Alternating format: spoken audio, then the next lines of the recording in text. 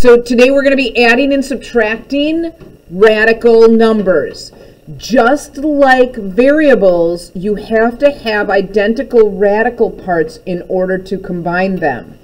And also, just like variables, if you just see an x standing alone, you know there's a 1 in front of it. So if I just see a square root of 2 standing alone, it's a 1 times the square root of 2.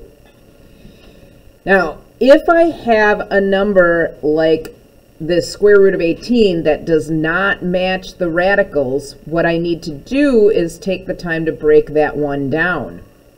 So I'll do my repeated division just like we've been doing.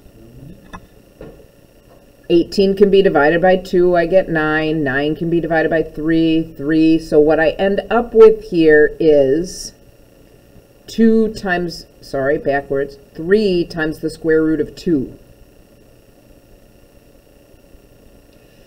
There's a negative 2 in front of that already, so this whole thing gets rewritten as, negative 6 times the square root of 2. That's the 3 and the negative 2 that are already there. Give me my negative 6 times the square root of 2, and then it's minus 2 times the square root of 2, minus 1 times the square root of 2, and now I can just combine these like I would combine like terms. So negative 6 minus 2 is negative 8. Negative 8 minus 1 is negative 9. So my final answer is negative 9 square roots of 2.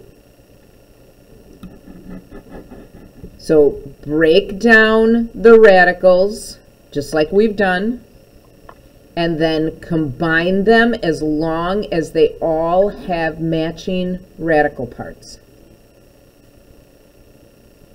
When you start off with a problem in number 2 where none of them match, then you're going to have to break all of them down. But what's kind of nice is I'm going to, up on the top of my notes, write it down that I know the square root of 18 turned out to be 3 times the square root of 2. Now I never have to break 18 down again.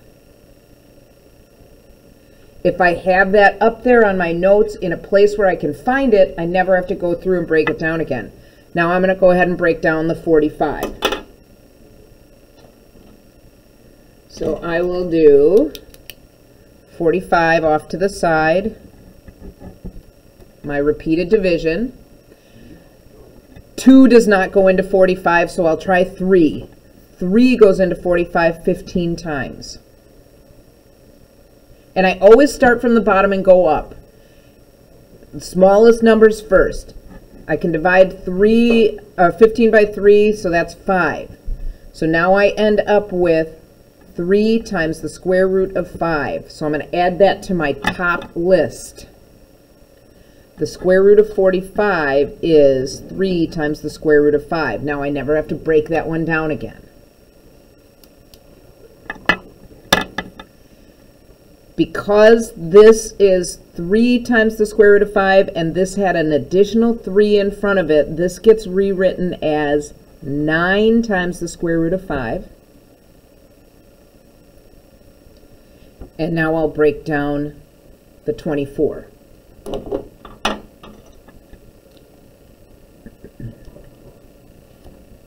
So 24, oops, I'm not going to have enough room. I'll do it here.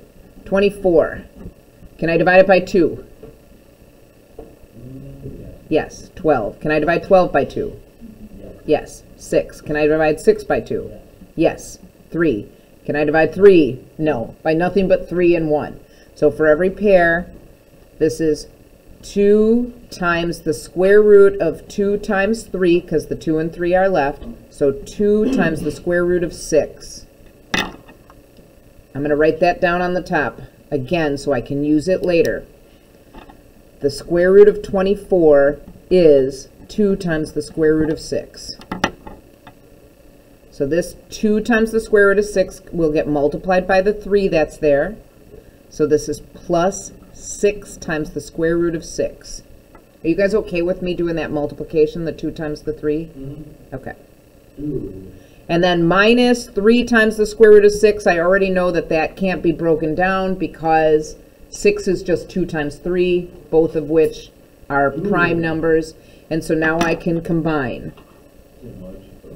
This 9 times the square root of 5 does not match. So it stands alone. Just like if I had y and x in the same problem, I have to keep them separated.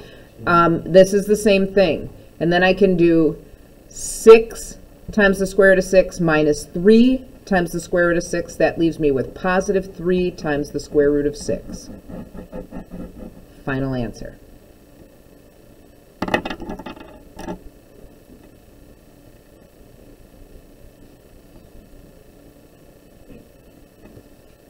Okay, problem number 3.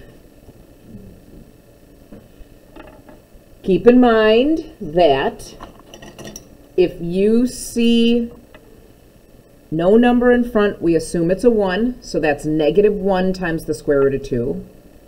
Also keep in mind that up here I already found what the square root of 24 was. It's 2 times the square root of 6, so I can bring that down here. This is negative 1 times the square root of 2. This would become minus 4 times the square root of 6, because the negative 2, because 24 is 2 times the square root of 6. So the 2 times the 2 gives me 4 times the square root of 6. And now I have another one that I have to break down. I didn't find 54 yet. So I'll do the repeated division on 54. And then I'll add it to the top when I'm done. 54 divided by 2. 27. 27 can't be divided by 2, but it can be divided by 3. 9. 9 divided by 3. 3. So for every pair, this becomes 3 times the square root of 6. I'll go up to the top and add it to my list. The square root of 54 was 3 times the square root of 6. Just adding those up there for future use. And that's minus, so I'll write that as minus 3 times the square root of 6. And then again, I look to see what can be combined now that I have everything sort of like in simplest form, they call it. This is negative 1 times the square root of 2 minus 7 times the square root of 6. Final answer. Should we do one more? Yeah? Okay. Okay. Let's do number 6. Number 6? Yeah. Okay. Yeah. Okay. 6 I'm fine with.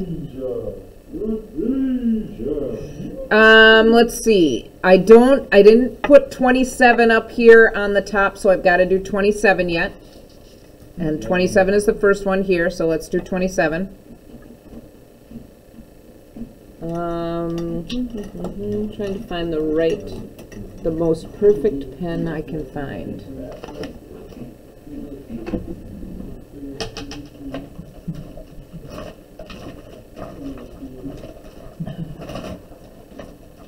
Oh well, I'll just use this one. Okay, so here we go. 27. 27, divide by 3. 27 divided by 3 is 9, divided by 3, 3. Got a pair, so 3 times the square root of 3. So up there, I'm going to add it to the top of my list. Square root of 27 is 3 times the square root of 3. We just figured that one out. So that's on our list of notes. Maybe we won't ever have to do that one again, as long as we keep our notes good. And let's rewrite this as, again, This is 3 times the square root of 3. I have a 2 in front, so this is 6 times the square root of 3. Do we do 45 yet? Yep. Up on the top, 45, we found it. That was 3 times the square root of 5. So I'll rewrite this as minus 9 times the square root of 5, the negative 3 times 3.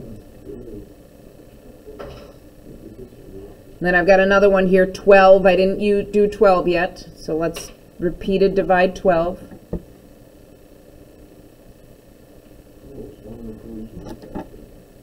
Twelve is divisible by 2. I get 6. 6 is divisible by 2. I get 3. That means I'm done. So 12 is 2 times the square root of 3. I'll add that one up to the top again. Square root of 12 is 2 times the square root of 3. So these guys up here on top, again, are going to be very helpful, and as you find more, you may want to add them to your list. But remember that this one is 2 times the square root of 3, so I end up with minus 6 times the square root of 3. What can be combined? This is 6 times the square root of 3 minus 6 times the square root of 3. That means just like anything else, if I subtract exactly what I start with, they cancel each other out. My final answer here is negative 9 times the square root of 5.